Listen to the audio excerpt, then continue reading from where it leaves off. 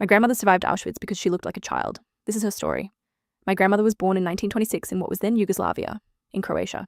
She was just a teenager when World War II swallowed her world. In 1943, at 17 years old, she was taken to Auschwitz. She had grown up during years of hunger and hardship. By the time she arrived at the camp, she was severely underdeveloped from malnutrition. She looked 11 or 12 years old.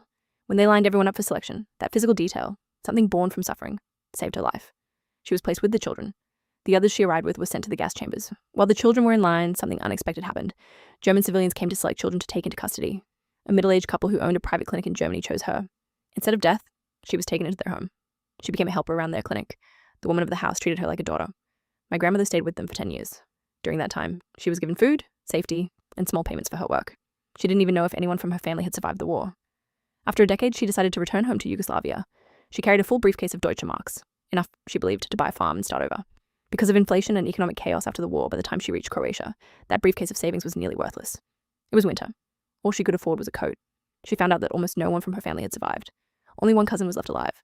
My grandmother carried all of this quietly. She built a life anyway. To me, she wasn't a war survivor. She was the grandmother who came to sleep over at our house. I slept beside her as a child. She told me stories about angels and old times from a world that doesn't exist anymore. Near the end of her life, she developed dementia. The strangest part? She began speaking only German, the language of the country where she had survived. She passed away in 2000. I just wanted to put this here so the world knows she existed. She was strong in a way I can barely comprehend. She survived death, lost nearly everyone, rebuilt from nothing, and still had enough softness left to tell her grandson bedtime stories about angels. Love you, Grandma. Heart.